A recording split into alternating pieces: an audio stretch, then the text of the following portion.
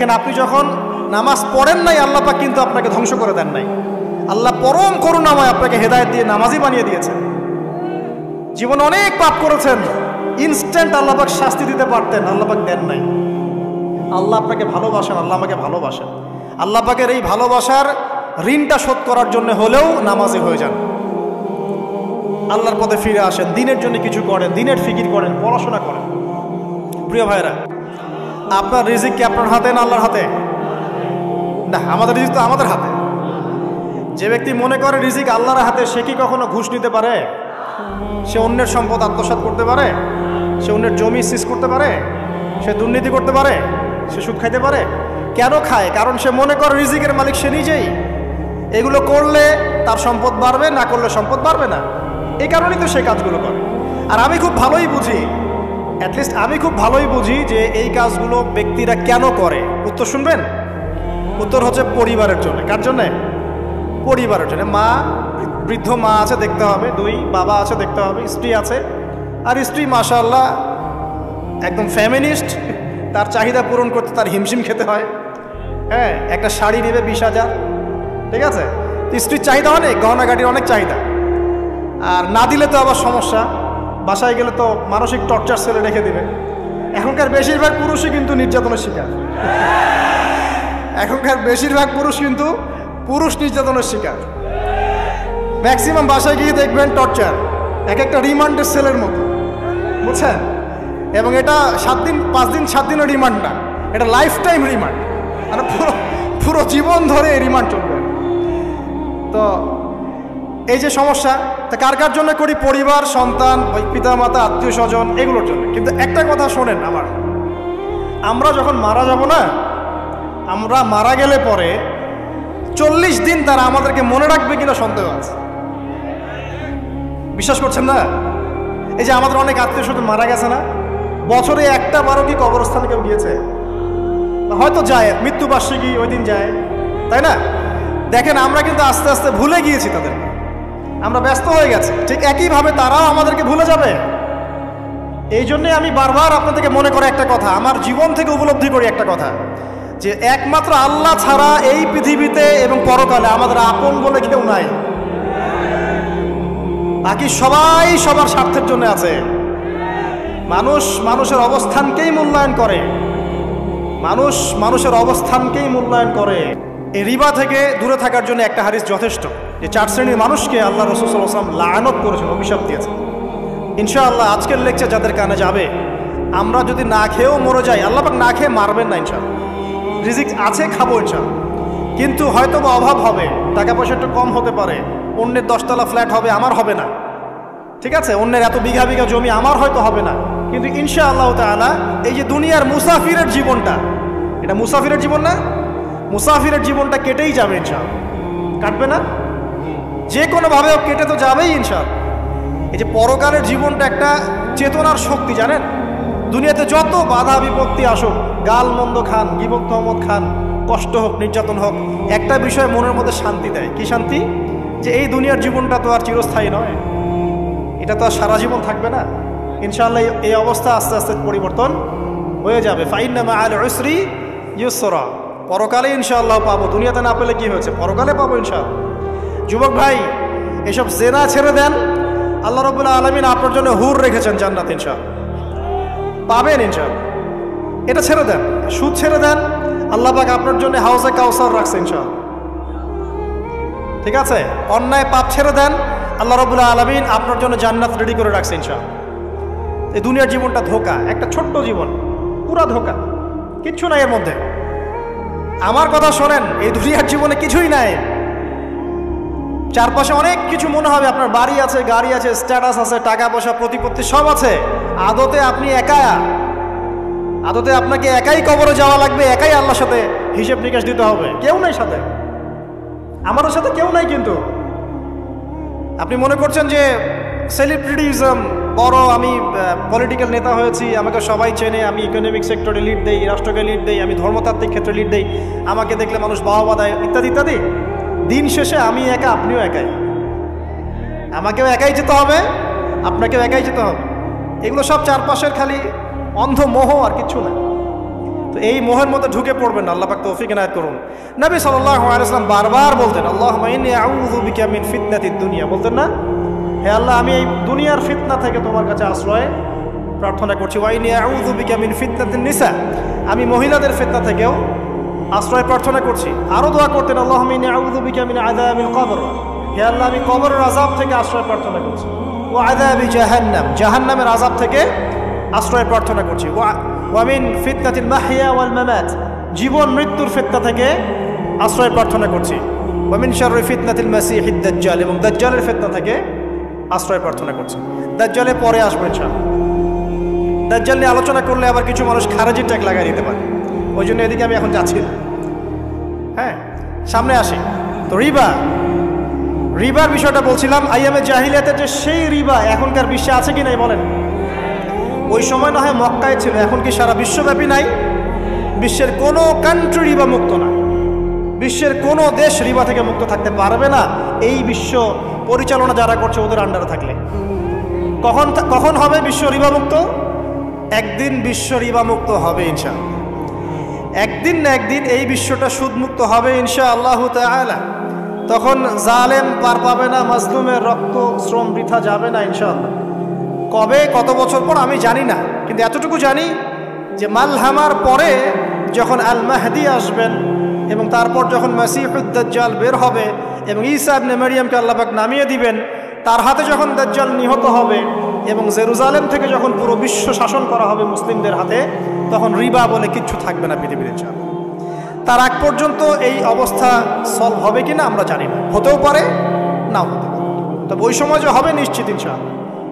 আসুন, আইয়ামে জাহিলিয়াতের আরেকটা বড় পাপ ছিল, যে এক ভাই বলেছেন, সেটা হচ্ছে নারীর অবমাননা। কে বলেছে এই কথাটা? সামনে একজন। হ্যাঁ, আইয়ামে জাহিলিয়াতের অন্যতম একটা সেরা পাপ ছিল কি? নারীর অবমাননা। এটা নিয়ে কি বলতে হবে? এখন ধর্মের মধ্যেও আমরা নারীদেরকে অবমাননা করছি। বহু নামাজি ব্যক্তি আছে আমাদের মধ্যে, দেখবেন বোনের সম্পত্তি দেয় নাই, মেয়েকে শিক্ষিত করতে চাচ্ছেন না। কেন চাচ্ছেন না? ওর কি অধিকার নাই শিক্ষার? আপনি কি জানেন যে আয়েশা রাদিয়াল্লাহু আনহার কাছে বহু সাহাবী হাদিসের তালিম নিয়েছেন, বহু হাদিস শিখিয়েছেন কে? মা আয়েশা রাদিয়াল্লাহু আনহা। তো তিনি যদি শিক্ষিত না হতেন শেখাতে পারতেন? তো মেয়েদের শিক্ষার দরকার আছে না? হ্যাঁ, কি বিষয় দরকার? তাদের উপযুক্ত পরিবেশ নিশ্চিত করতে হবে, নিরাপত্তা, পর্দা এগুলো নিশ্চিত করতে হবে। তারপরে মেয়েদেরকে আপনি অবশ্যই শিক্ষিত করবেন। ঘরের কোণে বসে রাখতে কে বলেছে? আপনি নিরাপদ পরিবেশ দেন, পর্দা দেন, তারা মাদ্রাসা যাবে, পড়াশোনা করবে। ঠিক আছে? আল্লাহ পাক আমাদের মা বোনদেরকে শিক্ষিত করার তৌফিক দান করুন, আমিন। ভালো ভালো কোয়ালিটি সম্পন্ন মহিলা মাদ্রাসা গড়ে তোলেন। আর মেয়েরা যদি শিক্ষিত না হয় তাহলে আমাদের বাড়ির বউরা শিক্ষিত হবে, আর বউ শিক্ষিত না হলে আপনি একা শিক্ষিত হয়ে লাভ নাই। তখন ওই যে বললাম টর্চার সেল, ওই টর্চার সেলে ঢুকতে হবে আর কি। কথা বুঝতে পারছেন না? আগে বিয়ে শাদী করেন, বুঝবেন ইনশাআল্লাহ। আর যারা করেছেন তারা অলরেডি হাসছে যে মিটমিট করে দেন। ঠিক আছে? আচ্ছা, সামনে আসেন। দেখেন মেয়েদের অবমাননা কিভাবে দেখাবো। সবচেয়ে বড় অবমাননা হচ্ছে ওদের দেহটাকে আমরা এখন পণ্য বানিয়েছি। এই যে পর্নোগ্রাফি দেখেন, এই মেয়েগুলোর ইজ্জতের কোনো দাম নাই, মানে তাদের দেহটাকে একটা ব্যবসার সামগ্রী বানানো হয়েছে। এবং আমি একটা লেকচার দিয়েছিলাম ঢাকায়, নীল দর্পণ, দেখবেন অনলাইনে আছে। ওখানে আমি স্ট্যাটিস্টিক দেখিয়েছি যে সারা বিশ্বে এই যে আমেরিকায় শুধুমাত্র $12 বিলিয়ন ব্যবসা করে পর্ন দিয়ে। এটা একটা ব্যবসা, একটা ইন্ডাস্ট্রি। যেমন ফিল্ম ইন্ডাস্ট্রি আছে, তারপরে গানের ইন্ডাস্ট্রি আছে না, এরকম একটা ইন্ডাস্ট্রি হচ্ছে এই পর্ন ইন্ডাস্ট্রি। এখানে সবাই অ্যাক্টর অ্যাক্ট্রেস, এরা হচ্ছে অভিনেতা অভিনেত্রী। এখানে যা দেখানো হয় এগুলো কিন্তু রিয়েল না, বাস্তব না, সব ফেক।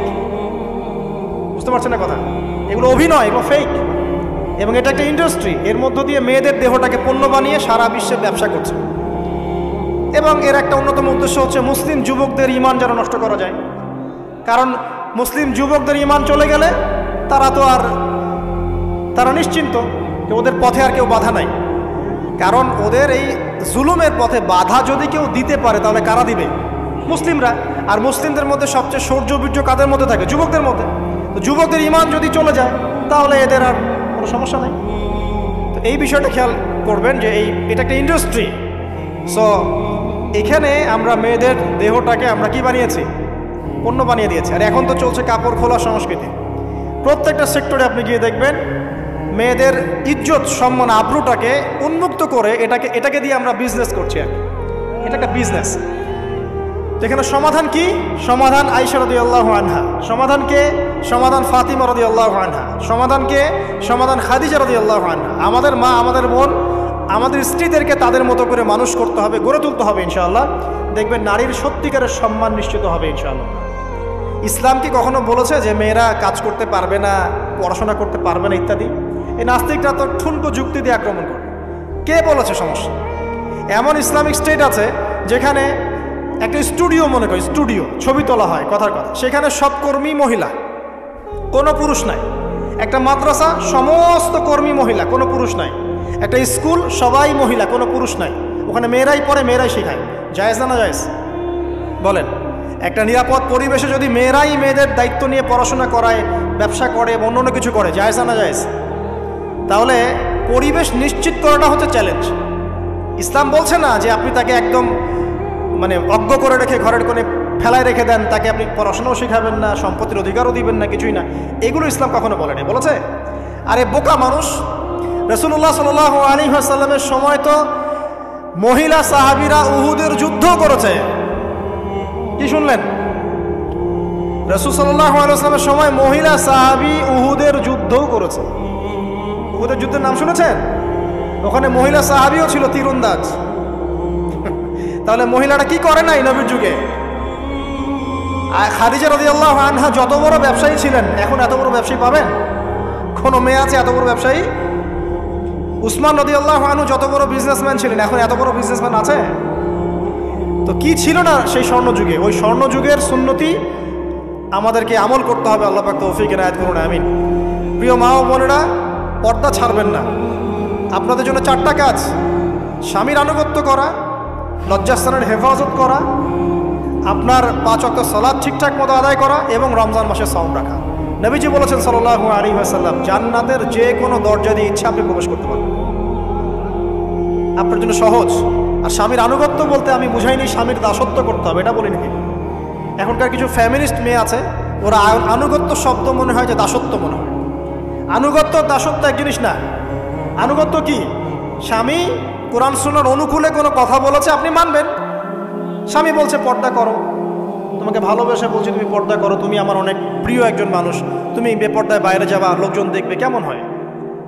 ঠিক আছে, তোমাকে তো আমিই বিয়ে করেছি, তুমি আমার মানুষ, তোমাকে দেখবে কেন? ঠিক আছে, তো এখন স্বামী ভালো কথা বলেছে, আপনি শুনলেন, এটা আনুগত্য। আর ওই স্বামী যদি বলে আসো তো আমার কলিগরা এসেছে, ওকে খাবার সার্ভ করতে হবে, আসো খাবারটা পরিবেশন করো, এখন আপনি বেপর্দা হয়ে আপনার স্বামীর কলিগের সামনে খাবার পরিবেশন করতে শুরু করলেন, এটা কি আনুগত্য করতে হবে? এটা তখন আপনি আনুগত্য করবেন না। সিম্পল, কোরআন সুন্নাহর অনুগত কাজে আপনি স্বামীর আনুগত্য করবেন, বিপরীতে গেলে আপনি করবেন না। স্বামীর আনুগত্য মানে স্বামীর দাসত্ব নয়। আর এই হাদিসটা আপনি কেন ভুলে যান যে আল্লাহ রাসূল সাল্লাল্লাহু আলাইহি ওয়াসাল্লাম বলেছেন, আল্লাহ ছাড়া যদি কাউকে সেজদা করা যেত, সম্মান বুঝাচ্ছেন, আল্লাহ ছাড়া যদি কাউকে সেজদা করা জায়েজ হতো, আমি মেয়েদেরকে বলতাম যেন স্বামীকে সেজদা করো। কেন? কারণ আপনাকে রেসপন্সিবিলিটি, আপনার খাবার, আপনার ফুড, আপনার শেল্টার, আপনার মানে পুরো দায় দায়িত্ব নিজের হাড় ভাঙা পরিশ্রম দিয়ে, জীবনের ঝুঁকি নিয়ে স্বামী আপনার জন্য করে। সে আপনার সম্মান পাওয়ার যোগ্য তো? সে কি আপনার সম্মান পাওয়ার যোগ্য নয়? আপনি যদি সম্মানের হক আদায় না করতে পারেন তাহলে আপনি অকৃতজ্ঞ। আর অকৃতজ্ঞ মেয়ে কখনো জান্নাতে যাবে? একটা হাদিসে আছে, বেশিরভাগ মেয়ে জাহান্নামে যাওয়ার অন্যতম কারণ হচ্ছে তারা স্বামীর সাথে কুফুরি করে। কি করে? মানে সারা জীবন স্বামী ভালোবেসে যায়, ভরণ পোষণ দিয়ে যায়, সব চাহিদা পূরণ করে যায়, একদিন দেখবেন কথা কাটাকাটি হয়েছে, ওই দিন বলে বসবে যে তোমার কাছে আমি কিচ্ছু পাই নাই সারাদিন। এই যে কুফুরি, এই কারণে তারা জাহান্নামে যেতে পারে বেশি। আল্লাহ হেফাজত করুন না। আরেকটা কারণ হচ্ছে যে বেপর্দা। আপনাকে 4টা মূলনীতি ফলো করতে হবে। 1, এমন কোনো পোশাক পরবেন না যে পোশাকটা আটো সাটো, যেটা পরলে আপনার গায়ের কাঠামো বোঝা যায়। এটা বোরখা হলেও পরা যাবে না। আমি কি বুঝাতে পারছি? ডিজিটাল বোরখা দেখেন নাই? দেখছেন? মাশাআল্লাহ। আর কারা কারা দেখছেন? এদিকে চোখ বেশি যায় না? আচ্ছা, এমনি দেখা যায়, চোখ দিতে হয় না, এমনি দেখা যায়। ডিজিটাল বোরখা চলবে না, ডিজিটাল বোরখা চলবে না। আমার মত, এটা আমি মত দিচ্ছি, আমি আল্লাহর রাস্তায় সময় দিয়েছি অনেক দিন, এবং এখানে যে পর্দাটা শেখানো হয় এরকম পর্দা আমি অন্য কোথাও দেখিনি। এত চমৎকার পর্দা শেখানো হয়। কারা কারা সময় লাগিয়েছেন? 3 দিন 7 দিন সময় দিয়েছেন কারা কারা? বেশিরভাগই দেন নাই। সমস্যা নাই, দিতে হবে, আমি বাধ্যতামূলক বলিনি আপনাকে, বলেছি এখানে পর্দা শেখানো হয়, চমৎকার পর্দা শেখানো, যে এখানে চোখটা পর্যন্ত তাদের ঢেকে রাখার তালিম দেওয়া হয়। যাই হোক, যেখানেই শেখেন অ্যাটলিস্ট পর্দাটা শিখলেই হলো। এমন পোশাক হবে না যেই পোশাকটা আটো যেটা পরে আপনার গায়ের কাঠামো বোঝা যায়। 2 নম্বরে এমন পোশাক পরা যাবে না যেই পোশাকটা পরলে বাহির থেকে ভিতরের অঙ্গ দেখা যায়। দেখেছেন? দেখেন নাই? দেখছেন হুজুর? আচ্ছা, আপনারা তো সব দেখেন দেখে। তারপরে 3 নাম্বার, এমন পোশাক পরা যাবে না যেটা অমুসলিমদের সাথে সাদৃশ্য আছে। কথা বুঝতে পারছেন? অমুসলিমদের ধর্মীয় বিষয়ের সাথে সাদৃশ্য আছে এমন পোশাক মুসলিম মেয়েদের পরা যাবে। এর মানে এই নয় যে অন্য ধর্মকে আপনি আক্রমণ করবেন, এটাও নয়। যে যার ধর্ম তাদের স্বাধীনতা মতো পালন করবে। মুসলিমরা বাধা দিবে? দিবে না। মুসলিমরা দাওয়াত দিতে পারে। কি করতে পারে? দাওয়াত দিতে পারে যে ভাই, যে লা ইলাহা ইল্লাল্লাহর কনসেপ্ট আপনাকে বুঝাচ্ছি, আল্লাহ ছাড়া কোনো মাবুদ নাই, মুহাম্মদ সাল্লাল্লাহু আলাইহি ওয়াসাল্লাম সর্বশেষ রাসূল, এই কোরআন পড়ুন, হাদিস পড়ুন, দেখুন এটাই হচ্ছে মানবতার মুক্তির সনদ। এরপর যদি সে ইসলাম কবুল করে আলহামদুলিল্লাহ, যদি না করে এর হিসাবকে দিবে, সে নিজে দিবে, এর হিসাবকে আমাকে দেওয়া লাগবে? দেওয়া লাগবে না। তো অমুসলিমদের সাথে সাদৃশ্য আছে এমন পোশাক চলবে না। আর 4 হচ্ছে, পুরুষরা মেয়েদের পোশাক পরতে পারবে না, মেয়েরা পুরুষদের পোশাক পরতে পারবে না। জি, আপনাদেরকেই বলছি, আপনারা জিন্স পরতে পারবেন না, মেয়েদেরকে বলছি, এবং টি শার্ট পরতে পারবেন না। আপনারা ওই যে যা ইচ্ছা তাই ড্রেস পরে বলবেন যে 1000 বছরের সভ্যতা সংস্কৃতি, এসব বাজে কথা চলবে না। এটা 1000 বছরে কোনোদিনও আমাদের দাদা নানিরা এগুলা কখনো পরে নাই। পড়ছে? আপনার দাদি কখনো এরকম পরছিল শাড়ি? তো এই যে বললো 1000 বছর থেকে পরে আসতেছে নাকি? সুবহানাল্লাহ। তো এখানে বিষয়টা হচ্ছে, পুরুষ মেয়ের পোশাক পরতে পারবে না, মেয়ে পুরুষের পোশাক পরতে পারবে না। আমি খুব সংক্ষিপ্ত করে আপনাকে কোরআন সুন্নাহ থেকে 4টা মূলনীতি বলে দিলাম। এই 4টা মূলনীতি কোরআনেও আছে, হাদিসেও আছে। আসেন, এই যে নারীর অবমাননা, এই বিষয়টা আইয়ামে জাহিলিয়াতে যেমন ছিল, এখন দেখবেন আরো বড় পরিসরে এসেছে। আসে নাই? এই যে ফ্যাশন শো, দেহের প্রদর্শনী, বিভিন্ন ফিল্মস দেখবেন, ফিল্ম ইন্ডাস্ট্রিজে দেখবেন, মিউজিকে দেখবেন, পর্নে দেখবেন, মেয়েদের দেহটাকে নিয়ে ব্যবসা করা হচ্ছে। আগে তো না হয় কন্যা সন্তান হলে জীবন্ত পুঁতে ফেলতো নাকি? এখন যদি গর্ভের বাচ্চা মেয়ে জানে, অনেকে আগেই মেরে ফেলে। বোঝেন নাই মনে হয়? অনেকে যদি জানে যে গর্ভে মেয়ে সন্তান আছে, আগেই মেরে ফেলায়। এমন অনেক দেশ আছে, আমি নাম বলছি না দেশের সঙ্গত কারণে, যে সেই দেশে এরকম মেয়ে সন্তানকে এই যে খালাস করে ফেলার, নষ্ট করে ফেলার, ভ্রূণ নষ্ট করার আলাদা ক্লিনিক আছে, আলাদা হসপিটাল আছে। বলে নাউজুবিল্লাহ। তো আসলে ওই 1450 বছর আগের মানুষটা বেশি বর্বর ছিল না আমরা বেশি বর্বর? এই অধিকারের কথা বলে বলে আমরা মেয়েদের দেহটাকে নিয়ে এখন মস্করা করছি, তামাশা করছি। সবচেয়ে সেরা অধিকার কোথায় পাবে? কোরআনে পাবে, হাদিসে পাবে, ইসলামে পাবে। তার পর্দা নিশ্চিত হবে, দেহ সেফ থাকবে, তার ইজ্জত নিশ্চিত হবে, ইজ্জত সেফ থাকবে, তার সম্মান সেফ থাকবে, তাকে রাজরানীর মতো স্বামী বাসায় রাখবে, কারণ সে হচ্ছে তার কাছে সবচেয়ে মূল্যবান প্রিয় বস্তু। শুধু তাই নয়, সম্পত্তির অধিকার তাকে দিতে হবে। একজন মেয়ে তার ভাইয়ের সম্পত্তি পাবে, তার বাবার সম্পত্তি পাবে, তার স্বামীর সম্পত্তি পাবে, সব দিক থেকে সে সম্পত্তি পাবে। আর একজন ছেলে কিন্তু সব দিক থেকে সম্পত্তি পাবে না। এই বিষয়গুলো যখন এক শ্রেণীর মানুষ বোঝে না, তখন ইসলামের বিরুদ্ধে অহেতুক প্রপাগান্ডা চালানো শুরু হয়। সবচেয়ে সেরা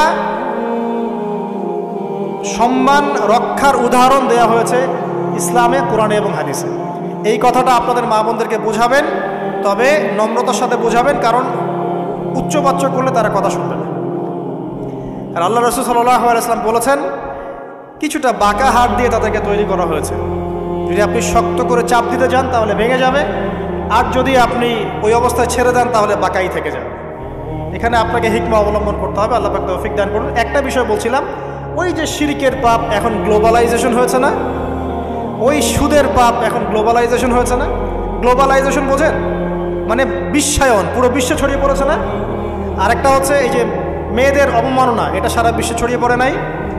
আচ্ছা, আর দুটো বলবো, এরপর বলে আমি শেষের দিকে যাচ্ছি। আসা, একটা হচ্ছে মাদক। মাদক আইয়ামে জাহিলিয়াতের অন্যতম সেরা পাপ ছিল কি?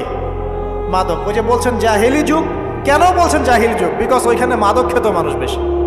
এখন বলেন, ওখানে না হয় মক্কায় মাদক খেত মানুষ, এখন সারা বিশ্বে মাদক ছড়িয়ে পড়ে নাই? বেশি না কম? এখন এই যে নতুন নতুন মাদক আসছে, ইয়াবা, আরও নাকি কি কি আসছে নতুন নতুন, আমরা নামও জানি না। এই যে গাজার নাম জানি, ফেন্সিডিলের নাম জানি, আর কি কি আছে? হিরোইন বলেন, আর দু একটা, আফিম, আর কি আছে? হ্যাঁ, রেন্ডি, সুবহানাল্লাহ, এই নামও কখনো শুনি নাই আমি। আচ্ছা শোনেন শোনেন, বিষয়টা হচ্ছে, দেখুন এই বিষয়টা কি হালাল না হারাম? আচ্ছা, এটাকে যদি আমরা হালাল করে নেই তাহলে কি হবে? কুফরি হবে না শিরক হবে? শিরক কুফর দুটোই হচ্ছে। কিন্তু এখন মক্কার কিছু মানুষ মাদক খেয়েছে বুঝলাম, আল্লাহ রাব্বুল আলামিন ধাপে ধাপে এখান থেকে বের করেছেন। প্রথমে বলেছেন মদ খেয়ে নামাজের ধার কাছে যেও না। হ্যাঁ, তারপরে বলেছেন এই যে মাদকে কিছুটা উপকার আছে কিন্তু বেশি ক্ষতি। তারপর বলেছেন খেয়ে নামাজের কাছে যেও না। তারপর ধাপে ধাপে শেষের দিকে এসে আল্লাহ পাক বলেছেন যে এটাকে ছেড়ে দাও। সূরা মাইদায় পড়ে দেখেন, এটা শয়তানের কাজ। তখন সাহাবায়ে কেরাম রাদিয়াল্লাহু আনহুম পুরোপুরি মাদক থেকে নিজেদেরকে মুক্ত করলেন। এরপরে কি কখনো তারা মাদক ছুঁয়েও দেখেছেন? বরং মাদক দ্রব্য সেবন করলে 40টা লাঠি বেত্রাঘাত করতে হয়, ইসলামিক শাস্তি। কয়টা লাঠি? আর ওমর রাদিয়াল্লাহু আনহুর সময়ে 40 লাঠিকে বাড়িয়ে 80 লাঠি করা হয়েছে। কত লাঠি? 80 লাঠি। কিন্তু আরো একটা পাপের শাস্তি আছে, বলবো? অপবাদ, এখন যেটা বেশি দেওয়া হয়, অপবাদ, মিথ্যা অপবাদ, সতী সাধী নারীর উপরে মিথ্যা অপবাদ, এর শাস্তি হচ্ছে 80 লাঠি। আবার 100 লাঠির শাস্তি আছে, 100 লাঠি। এটা কিসের জানেন? জিনা। জিনা, এই যে যারা করছেন, এর শাস্তি হচ্ছে 100 লাঠি। তাও জনসমক্ষে দিতে হবে, গোপনে না। আর 1 বছরের জন্য এলাকা ছাড়া করতে হবে। রজম একটা শাস্তি আছে, রজম। এটা কি? রজম মানে পাথর নিক্ষেপ করে হত্যা। এটা তো বর্বর, তাই না? অমানবিক, মধ্যযুগীয়। এসব কথা শুনছেন না? শোনেন, কিছু কিছু বিষয় আছে যে বিষয়গুলো করার পরে এই পৃথিবীতে মানুষ বেঁচে থাকার অধিকারটা হারিয়ে ফেলে। কথা বুঝতে পারছেন না?